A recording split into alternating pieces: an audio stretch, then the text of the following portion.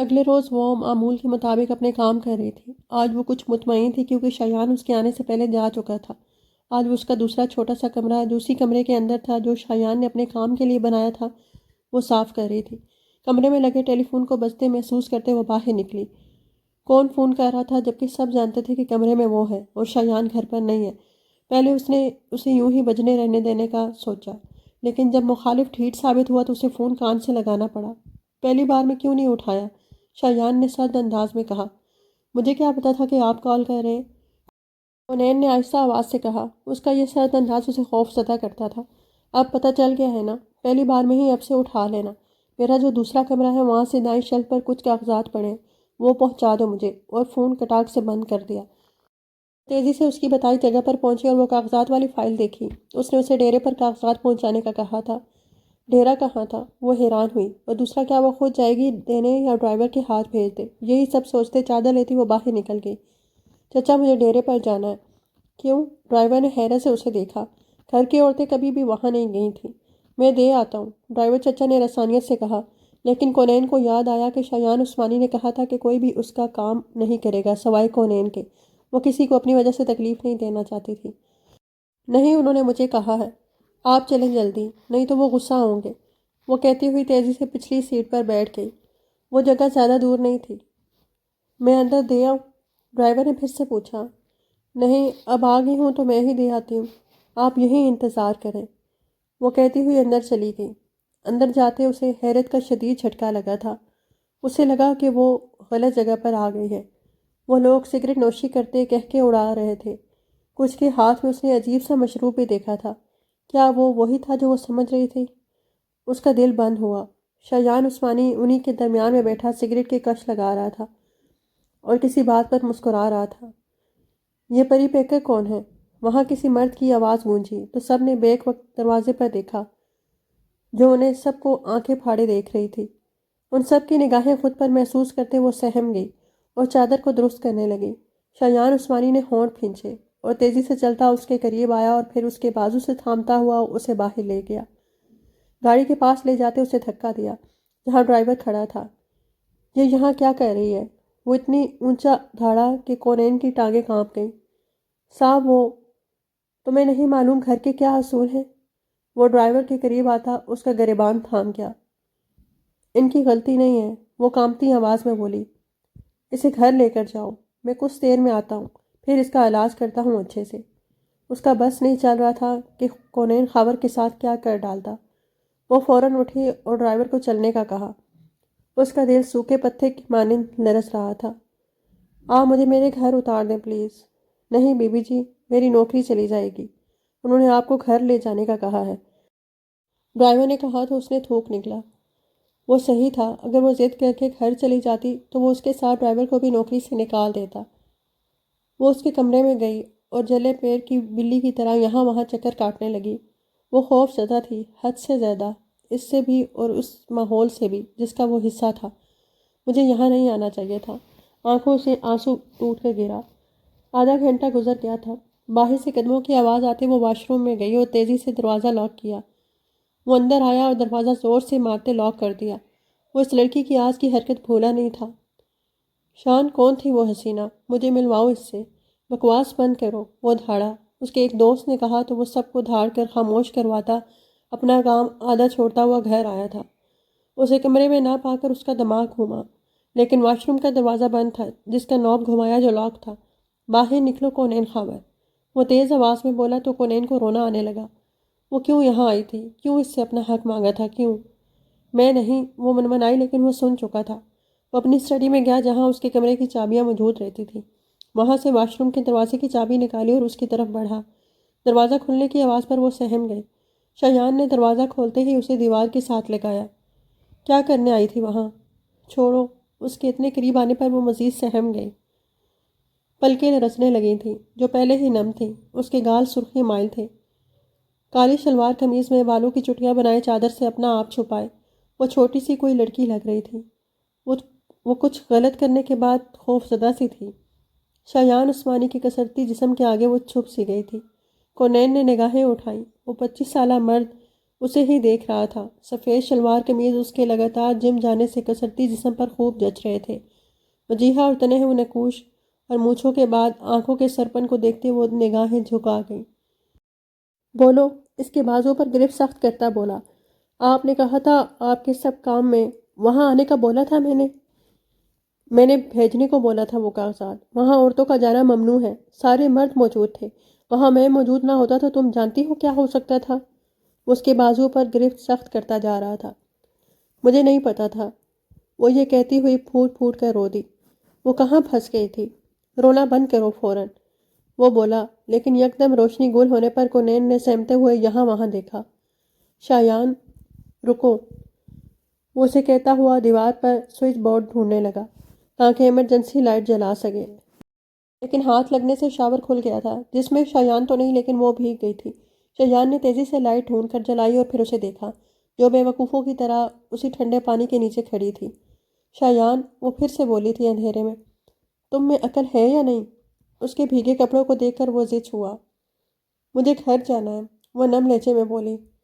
شایان باہر نکلا تو وہ بھی باہر نکل گئی جہاں روشنی بالکل نہ ہونے کے برابر تھی۔ شایان اپنی الماری سے کچھ نکالتا ہوا پلٹا تو وہ پیچھے ہی کھڑی تھی۔ اسے نہ تھامتا تو وہ دونوں گر جاتے۔ وہ آج اسے حد سے زیادہ تیز دلا گئی تھی۔ I'm sorry. اس کے ہاتھ اپنے اوپر سے یکدم اس نے ہٹائے۔ شایان نے اسے کچھ دیر دیکھا، پھر اس کی کمر میں اپنا ہاتھ ڈال کر اپنے قریب کیا۔ شایان، وہ لرزتے ہوئے بولی، چینج کر کے آؤ۔ اسے کچھ پکڑاتے ہوئے کہا تو وہ تیزی سے اندر چلی گئی جو اس کا کوئی کرتا شلوار تھے کالے رنگ کے۔ وہ پہن کر باہر آئی اور اپنی چادر اتار کر سائڈ پر رکھی اور اس کی چادر دیکھنے لگی جو وہ ابھی رکھ کر گیا تھا۔ شایان واپس آیا اور اسے ہاتھ سے تھام کر اس کا چہرہ اپنی طرف کیا۔ آئندہ اس جگہ پر کبھی بھی مت آنا، اور یہ بات میں آخری بار بتا رہا ہوں تمہیں۔ اس کے بالوں پر نظر ڈالتے ہوئے اس نے سنجیدگی سے کہا۔ کونین نے تیزی سے سر ہلایا اور اپنی چادر کو دیکھا اور پھر اس کو۔ وہ بے چین سی ہوئی۔ کیا مسئلہ ہے؟ وہ بیٹھتے ہوئے بولا۔ وہ چادر دے دیں، اس نے شایان ہی کی چادر کو دیکھتے ہوئے کہا۔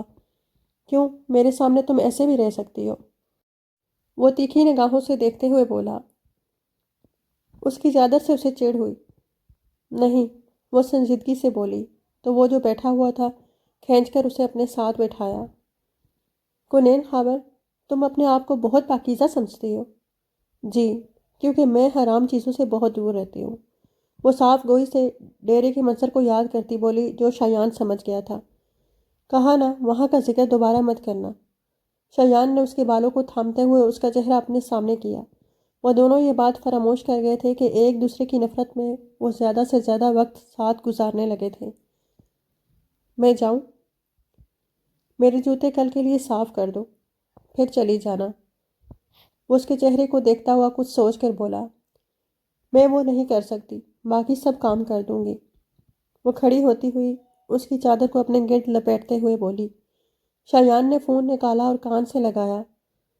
خاور عثمانی کی کیا پروگریس ہے؟ ہاں، بس زیادہ نہیں، 1-2 دن کے لیے ان کی دوائیں روک۔ کونین نے اس کے ہاتھ سے اس کا فون لیتے ہوئے کال کاٹ دی اور اس کے جوتوں کے سٹینڈ کی طرف بڑھی۔ اس کے جوتے تھامے جب اس کی آواز گونجی۔ یہ کالے والے دے دو پہلے، مجھے ابھی باہر جانا ہے، وہ بولا تو کونین نے آنسو پیتے ہوئے اس کے جوتے اٹھائے اور اس کے پاس رکھے۔ پہنا دو، وہ اتنا کیسے گر سکتا تھا؟ یہ سوال یکدم اس کے ضمیر نے کیا تھا اس سے۔ کونین نے نگاہیں اٹھا کر اسے دیکھا جہاں سے آنسو اب بہنے لگے تھے، اور شایان عثمانی تھم گیا تھا۔ جاؤ، کونین نے اسے دیکھا اور اپنے گال زور سے رگڑ ڈالے کہ اس کا وہ گال سرخ پڑا جو اس کی نگاہوں سے مخفی نہ رہ سکا تھا۔ جاؤ، حامد کو بولو چھوڑ آئے تمہیں گھر، وہ بولا تو کونین تیزی سے باہر نکلنے لگی۔ کل جلدی آ جانا، مجھے آفس جانا ہے کل، اور تم میرے ساتھ جاؤ گی۔ وہ سن کر سر ہلاتی ہوئی باہر نکل گئی، جبکہ وہ کئی لمحے وہیں بیٹھا رہا، پھر سر جھٹکتا ہوا باہر نکل گیا۔ جہانگیر عثمانی کو اپنے کل جانے کا بتایا اور سب کے ساتھ شام کی چائے پی۔ وہ وہیں بیٹھی تھی جب اس کا فون مسلسل بجنے لگا تو وہ کمرے میں آیا۔ تمہیں فرشتے کو واپس وہیں بھیجنا ہوگا۔ نہیں، اس نے کھڑکی سے باہر فرشتے کو دیکھا، آنکھیں شدت ضبط سے سرخ پڑ گئیں۔ ابھی میں کچھ وقت، اجلان، اتنا ہی وقت تم نے مانگا تھا جو تمہیں دیا گیا۔ اور پھر 3 مہینوں کی تو بات ہے، ایک آخری سیشن، اور شاید فرشتے کو سب یاد آ جائے۔ وہ ڈاکٹر تھی فرشتے کی، اور اذلان کی دوست، بہتر جانتی تھی سب۔ ٹھیک ہے، مٹھیاں بھیج لی، کل صبح لے آؤں گا اسے، وہ کہہ کر کال کاٹ گیا اور واپس باہر چلا گیا، جہاں وہ جھولے پر بیٹھی اب ڈھلتی شام کو دیکھ رہی تھی۔ کیا کھاؤ گی فرشتے؟ اس نے سنجیدگی سے پوچھا تو فرشتے نے اسے دیکھا۔ آپ نے مجھے ہنی کیوں نہیں بولا؟ میرا دل نہیں چاہا۔ وہ بولتا ہوا دوبارہ اسے دیکھنے لگا۔ Sandwich, okay. وہ فون وہیں رکھتا خود کچن کی طرف بڑھ گیا۔ فرشتے نے اس کا رویہ محسوس کیا تھا، لیکن خاموش ہو گئی۔ تھوڑی ہی دیر میں اس کا فون پھر سے بجنے لگا۔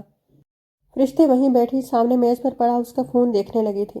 پھر اس کا فون تھاما، وہ تصویر کو دیکھتی وہ سن رہ گئی۔ آج کا فون ہے، وہ خوشی سے چہکی تو اذلان فوراً کچن سے آیا، جہاں وہ فون اپنے سامنے رکھتے ویڈیو کال آن کر چکی تھی۔ آج؟ فرشتے مخالف بے یقین تھا۔ کہاں ہو اس وقت؟ ازی کے گھر پر ہو؟ اذلان کہاں ہے؟ وہ ایک ساتھ سارے سوالات کر گیا تو وہ مسکرائی۔ وہ جب سے یہاں آئی تھی یہ پہلی مسکراہٹ تھی جو اذلان اظہر کو بے حد بری لگی تھی۔ آج تم کہاں ہو؟ کب آؤ گے؟ وہ تڑپی تھی۔ اذلان اظہر نے مٹھیاں بھیجیں۔ بس کچھ دن، پھر میں اپنی فرشتے کے پاس موجود ہوں گا۔ وہ مسکراتے ہوئے بولا۔ آپ کیوں گئے تھے مجھے چھوڑ کر؟ وہ سنجیدگی سے استفسار کرنے لگی۔ مجھے کام تھا، لیکن آ کر فرشتے کو منا لوں گا۔ وہ اسے پچکارنے لگا۔ اس سے پہلے کہ فرشتے کچھ بولتی، اذلان نے اس کے ہاتھ سے فون لیا اور کال کاٹ دی۔ آج بات کر رہا تھا ابھی، فرشتے نے کہا تو اذلان نے اسے دیکھا۔ فرشتے نے بھی اس کی نگاہوں میں دیکھا، پھر کسی احساس کے تحت پلکیں جھکا گئے۔ تمہیں آج چاہیے یا اذلان؟ وہ اچانک پوچھ گیا، حالانکہ جواب وہ جانتا تھا۔ آج، فرشتے نے سر جھکائے ہی کہا، جیسے اسے دیکھ کر بتایا تو وہ آنکھوں سے ہی اسے مار دے گا۔ اور بس، اذلان اظہر کی ہمت یہیں تک تھی۔ اس سے زیادہ وہ سامنے موجود لڑکی کو کیا کچھ دیتا۔ تم واپس جا رہے ہو؟ کہاں؟ جہاں سے لایا تھا میں تمہیں۔ وہ اس کا ہاتھ تھامتا بنا کچھ کہنے کا موقع دیے اسے اپنے ساتھ گھسیٹتا ہوا لے جانے لگا، اور پھر گاڑی میں بٹھایا اور گاڑی کی سپیڈ بڑھا دی۔ مجھے وہاں نہیں رہنا۔ وہ رونے لگی تھی۔ تمہیں پتہ ہے تم اتنی بچی بھی نہیں ہو، تم سب سمجھتی ہو لیکن بے وقوف ہو۔ وہ شخص تمہیں چھوڑ گیا تھا جب تم نے… وہ رک گیا اور آنکھیں بند کر کے کھولیں۔ جب تم نے وہ سب دیکھا جس کی وجہ سے تمہاری یادداشت چلی گئی، تب کون تھا وہاں؟ کوئی نہیں، کوئی نہیں تھا تمہارے پاس فرشتے حیدر۔ تب تمہیں میں نے اپنایا تھا، اور آج اگر تمہیں آج چاہیے تو ٹھیک ہے، تمہاری سزا اب یہی ہے کہ تم اعظم اظہر کا انتظار کرو۔ وہ اسے گاڑی سے اترنے کا کہتا خود وہیں بیٹھا رہا۔ اس کے اترتے ہی گاڑی دوڑا لے گیا۔ فرشتے حیدر نے اس کی گاڑی کو خود سے دور جاتے تک دیکھا۔ وہ سب کیا کہہ کر گیا تھا؟ اس پر کبھی سی طاری ہو گئی۔ نہیں، وہ جھوٹ بول رہا ہے، ایسا کچھ نہیں ہوا۔ کوئی میرے پاس کیوں نہیں ہے؟ وہ چیخ رہی تھی۔ اندر سے بوا بھاگی آئی تھی جہاں وہ گر گئی تھی، اور پھر اسے بے ہوش ہی رکھا گیا تھا۔ نہ جانے کتنے دن اور پھر مہینے گزرتے چلے گئے، کوئی بھی نہیں آیا تھا۔ اسے سب یاد آ رہا تھا۔ آہستہ آہستہ وہ کمزور سی ہو گئی تھی۔ بوا کیا وہ دوبارہ کبھی نہیں آیا؟ اس کی حالت اب سنبھلتی جا رہی تھی۔ اتنے مہینے کے علاج کے بعد سب یاد آ گیا تھا اسے، اور سب تکلیف دے بھی رہا تھا۔ بوا خاموش رہی۔ آج 8 ماہ اور 10 دن ہو گئے تھے اس دن کو۔ ہاں، فون اس کا ہر ایک دن آیا تھا، لیکن اس نے دوبارہ یہاں کا رخ کبھی نہیں کیا تھا۔ لیکن یہ سب بتانے کی اجازت انہیں نہ تھی۔ نہیں، وہ بس اتنا ہی بولی۔ آپ کس کی بات کر رہی ہیں؟ اعظم اظہر کی یا اذلان اظہر کی؟ بوا نے پوچھا۔ تلخ سی مسکراہٹ اس کے لبوں پر پھیل گئی۔ وہ دونوں ایک جیسے ہیں، لیکن وہ… اس نے آنکھیں بند کر کے کھولی، جیسے خود کو سمجھانا چاہ رہی ہو کہ فرشتے حیدر خود کو بے مول مت کرنا۔ آپ ان سے ملنے چلی جائیں، بوا نے کچھ سوچتے ہوئے کہا۔ ہرگز نہیں۔ وہ بول کر اپنی کتابیں اٹھاتی کمرے میں بند ہو گئی۔ 17 سال کی ہو گئی تھی اب وہ۔ اپنی زندگی کی محرومیوں کو یاد کرتے کرتے وہ کئی کئی راتیں سو نہیں پاتی تھی، لیکن اس شخص کی آخری ملاقات میں بولے جانے والے لفظ اسے ذہن نشین ہو گئے تھے، روز یاد کر کر کے۔ تمہیں پتہ ہے تم اتنی بچی بھی نہیں ہو، تم سب سمجھتی ہو لیکن بے وقوف ہو۔ وہ شخص تمہیں چھوڑ گیا تھا جب تم نے… جب تم نے وہ سب دیکھا جس کی وجہ سے تمہاری یادداشت چلی گئی، تب کون تھا وہاں؟ کوئی نہیں تھا تمہارے پاس فرشتے حیدر۔ تب تمہیں میں نے اپنایا تھا، اور آج اگر تمہیں اعظم اظہر چاہیے تو ٹھیک ہے، تمہاری سزا اب یہی ہے کہ تم اعظم اظہر کا انتظار کرتی رہو۔ اس کے لفظ حفظ ہو گئے تھے فرشتے حیدر کو۔ ہاں، میں واقعی بے وقوف تھی، لیکن تم نے سچ کہا تھا، اعظم اظہر کا انتظار ہی رہے گا۔ وہ خشک سا کہکا لگا گئی۔ وہ پوچھ رہی تھی آج پھر آپ کا؟ بوا نے اس کی کال آنے پر اسے بتایا۔ اچھا، وہ بس اتنا کہہ پایا۔ آپ آ کیوں نہیں جاتے؟ اسے میری نہیں بھائی کی تلاش ہے بوا، اور اس احساس سے مجھے نفرت ہے۔ جو میرا ہے وہ میرا ہے، لیکن اگر کوئی میری چیز میرے پاس رہنے کی متحمل نہیں تو میں زور زبردستی کرنے کا قائل نہیں ہوں۔ اس کی پڑھائی کیسی جا رہی ہے؟ اچھی، سب ٹھیک ہے یہاں۔ کیا اعظم صاحب نہیں آئے؟ آ گئے ہیں، جلد تلاش ختم ہوگی آپ کی لاڈلی کی، وہ زہر خند لہجے میں بولا۔ کچھ چیزوں کی بھی ضرورت تھی، ڈرائیور کو بولیے گا وہ سب لا دے گا۔ شاید کل کال نہ کر پاؤں، کام بہت ہے۔ خیال رکھیے گا، خدا حافظ۔ ہاں، اب ایسا ہی تو ہونے لگا تھا۔ کہاں وہ روز کال کرتا تھا لیکن اب ناغے ہو جاتے تھے، کہاں وہ فرشتے حیدر کی ہر دوا کا نام رٹے ہوئے تھا، اور اب کہاں فرشتے کا ذکر بھی نہیں کرتا تھا۔ سب وقت کا تقاضا تھا، سب بدل گیا تھا۔ وہ صبح کی تیاری کر رہا تھا، یہاں کا کام دیکھنے کے بعد اسے آفس کا کام بھی دیکھنا پڑتا تھا۔ یہاں کا کام وہ جہانگیر عثمانی کے کہنے پر دیکھتا تھا کہ ان کی کوئی بات ٹالنا اسے اچھا نہیں لگتا تھا، اور بزنس وہ اپنے شوق پر کر رہا تھا۔ اس کا اپنا کپڑوں کا بزنس تھا، اچھے فیشن ڈیزائنرز میں اس کا نام آتا تھا، لیکن وہ نام کو اونچائیوں پر لے جانا چاہتا تھا۔ اپنا کام ختم کرتے وہ جہانگیر عثمانی کے کمرے میں گیا، جو اسے دیکھتے ہی اپنی جگہ سے پرے ہوتے اس کی جگہ بنا چکے تھے۔ برخوردار دادا کی یاد کیسے آ گئی؟ بس کریں دادا جان، صرف کل ہی تو نہیں آیا میں آپ کے کمرے میں، اور آج آپ کیسے مجھے تانے دے رہے ہیں بے وفائی کے؟ مجھے لگا ہمیں بھول گئے ہو۔ وہ شرارت پر آمادہ تھے۔ یہ تو ممکن نہیں، وہ انہیں مان بخشتا ہوا بولا۔ ہاں میاں، جب تمہاری بیوی آ جائے گی تب پوچھیں گے تم سے۔ ہنستے ہوئے بولا، مجھے شادی نہیں کرنی، آپ جانتے ہیں۔ کیوں؟ وہ سنجیدہ ہوئے۔ کیونکہ میں شادی شدہ ہوں پہلے سے۔ وہ منقوہ ہے تمہاری بات، اور نہ جانے کہاں ہے کہاں نہیں۔ اپنی زندگی میں آگے بڑھو، وہ سنجیدگی سے بولے۔ میں نے کب بولا کہ اسے بیوی بنانا ہے مجھے؟ ان باپ بیٹی سے مجھے کوئی لگاؤ نہیں ہے۔ وہ احتیاطاً خاور عثمانی کی طبیعت کا ذکر چھپا گیا تھا۔ اچھا چلو سو جاؤ، اب صبح تم نے جانا ہے آفس۔ اوکے، شب خیر۔ ان کے ماتھے کو چومتا ہوا اٹھ گیا۔ سنو شان، وہ واپس مڑا، وہ لڑکی تمہارے کمرے میں موجود رہتی ہے۔ لوگ باتیں، کیا شایان عثمانی کو لوگوں کی باتوں کی فکر ہوئی ہے کبھی دادا جان؟ وہ بولا تو وہ محض سر ہلا گیا، تو وہ باہر نکل گیا۔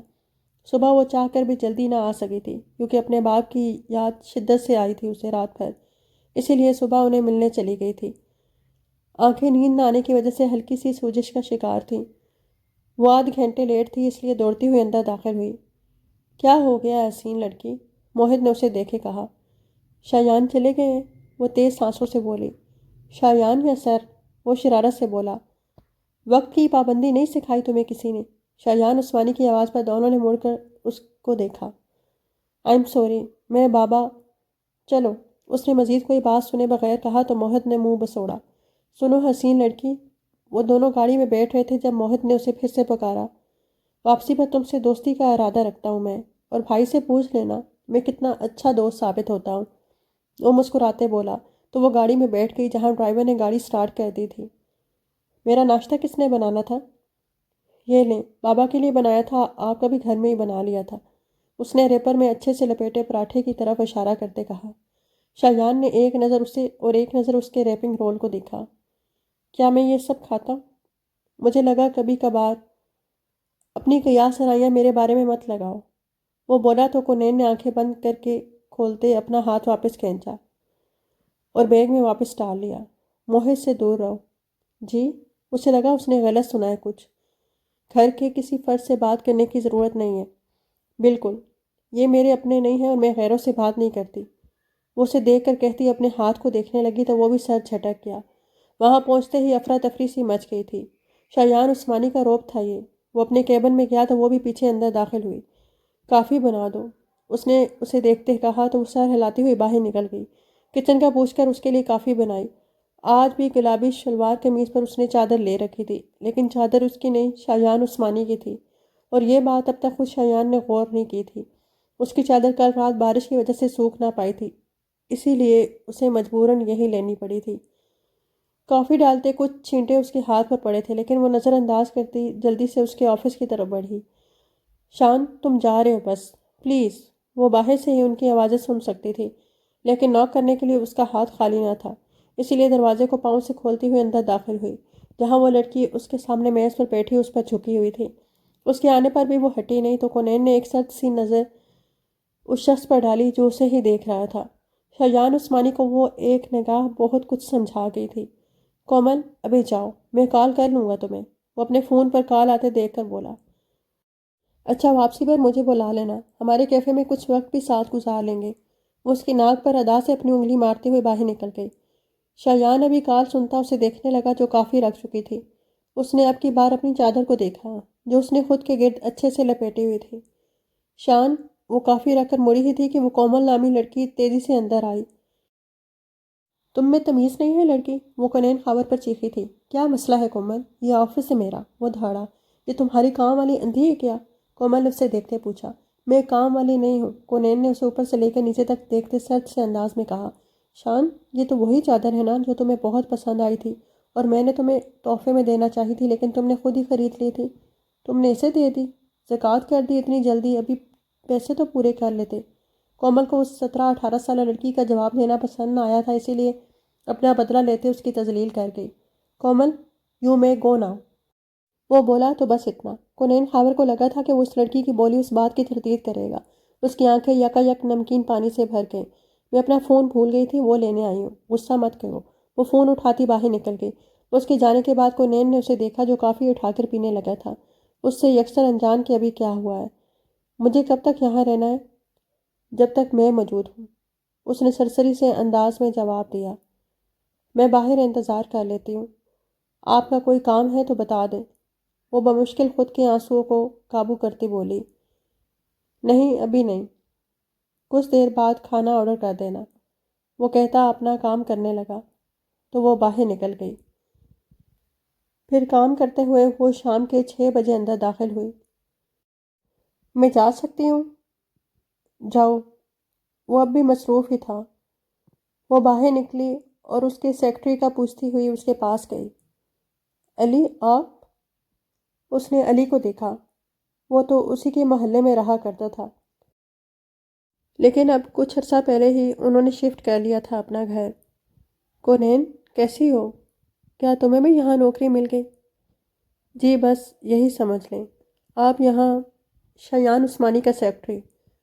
آپ ایک کام کر دیں گے میرا؟ ضرور۔ اس نے چادر اتاری اور اسے تھمائی اور اپنا دوپٹہ اچھے سے اوڑھا۔ یہ آپ شایان عثمانی کو دے دیجیے گا اور کہیے گا کہ خاور عثمانی نے اپنی بیٹی کو کسی کا صدقہ لینا نہیں سکھایا۔ اس کا لہجہ نم تھا۔ شایان عثمانی جو ان کی طرف آ رہا تھا اس کی بات سن کر ٹھٹک کر رکا۔ کیا کچھ ہوا ہے؟ علی نے کہا۔ نہیں، اس نے آنکھوں کے کنارے صاف کیے۔ تم تو چادر کے بغیر نہیں جاتی باہر کونین، ایسا کرو یہ میری جیکٹ لے لو، اس نے پیشکش کی جب شایان ان کے نزدیک آتا کھڑا ہوا۔ نہیں علی، شکریہ، اور یہ آپ کھا لیں۔ اس نے وہی رول کیا ہوا پراٹھا اسے تھمایا۔ چادر پکڑو اپنی، اس نے سنجیدگی سے کہا۔ میرا کام ہو گیا، میں گھر جا رہی ہوں، کونین نے بنا اسے دیکھے کہا۔ چادر اوڑھو اور باہر ڈرائیور کو بولو وہ چھوڑ آئے گا۔ میں صدقے کی چیزیں نہیں لیتی، وہ کہہ کر مڑ گئی۔ کونین خاور، شایان نے اس کا ہاتھ تھاما اور اسے اپنے ساتھ لیتا ہوا باہر نکل گیا، جہاں کئی لوگوں نے انہیں مڑ کر حیرت سے دیکھا تھا۔ وہ سامنے کے مال میں اسے لیتا داخل ہوا جو مسلسل اپنا ہاتھ چھڑوا رہی تھی۔ آرام سے کھڑی رہو، وہ تیز لہجے میں بولا۔ سر، وہ لوگ شاید اسے جانتے تھے، اسی لیے تابعداری سے کھڑے ہوئے۔ چادر دکھائیں۔ انہوں نے ایک سے بڑھ کر ایک چادر اسے دکھائی، جس میں سے 3 اس نے پسند کرتے ہوئے پیک کروائی تھیں۔ یہ لو۔ یہ عنایت کیوں؟ اسے پکڑو، میرا وقت پہلے ہی بہت برباد ہو گیا ہے۔ آپ یہ کسی اور کو صدقہ کر دیں، مجھے نہیں چاہیے۔ میں شوہر ہوں تمہارا۔ وہ یکدم بولا تو تلخ سی مسکراہٹ اس کے چہرے پر پھیل گئی۔ میں آپ کی منکوحہ ہوں شایان عثمانی، اسی رشتے سے آپ اس غیر عورت کی بات جھٹلا دیتے تو شاید۔ اس نے آنسو چھپکنے کی خاطر آنکھیں جھکا لی۔ شایان عثمانی نے اس کے جھکے ہوئے سر کو دیکھا۔ علی کو کیسے جانتی ہو؟ وہ بات بدل گیا تھا۔ یہ میرا نجی معاملہ ہے، وہ کہتی ہوئی آگے بڑھ گئی جہاں ڈرائیور موجود تھا اور اندھیرا اب چھا رہا تھا۔ وہ گاڑی کے پاس پہنچی۔ نکلو، شایان نے ہاتھے ڈرائیور کو کہا تو وہ چلا گیا۔ اس وقت اس جگہ پر وہی موجود تھے بس۔ شایان قریب ہوا تو وہ پیچھے گاڑی سے جا لگی۔ نجی تو اب کچھ بھی نہیں رہا تمہاری زندگی میں۔ وہ صرف حق جمانا جانتا تھا، خود پر کسی کا حق نہیں سمجھتا تھا وہ، نہ کسی کو ایسا کوئی حق دیتا تھا۔ اتنا تو کنین سمجھ گئی تھی۔ آپ کیا چاہتے ہیں مجھ سے شایان؟ اس نے نگاہیں اٹھا کر پوچھا تو شایان عثمانی تھم گیا۔ شایان نے اس کے دوپٹے کو دیکھا جو اس کے سر پر نہیں ٹک رہا تھا۔ ایک چادر کو کھولتے ہوئے اس کے سر پر رکھا۔ میری والی بھی کل علی سے واپس لے لینا، وہ کہتا ہوا پیچھے ہٹا۔ کیوں؟ وہ اب میری جھوٹی ہو گئی ہے اس لیے؟ کنین کی آواز اسے آئی تھی جسے وہ نظر انداز کر گیا۔ ڈرائیور کو بلاتے اسے گھر چھوڑنے کا کہا۔ اندر جاتے ہوئے علی سے چادر واپس لے لی۔ کیا تم وہ پراٹھا کھا چکے ہو؟ نہیں سر، ابھی۔ وہ کنین خاور کی چیز کسی کے پاس نہیں چاہتا تھا۔ یہ اعتراف بھی جلد اس پر ہونے والا تھا۔ مجھے دے دو، اس نے کہا تو علی نے حیران ہوتے کنین کا دیا پراٹھے والا رول اسے پکڑا دیا جو وہ تھام کر باہر نکل گیا۔ گاڑی میں بیٹھتے اس نے وہ کھایا تھا اور اس کے ہاتھ کے ذائقہ کا قائل ہوا تھا، لیکن اسے یہ کبھی نہ بتاتا وہ الگ شخصیت کا مالک تھا، اسے سمجھنا بے حد مشکل تھا، اور جب سے کنین خاور آئی تھی وہ شاید خود کو بھی نہیں سمجھ پا رہا تھا۔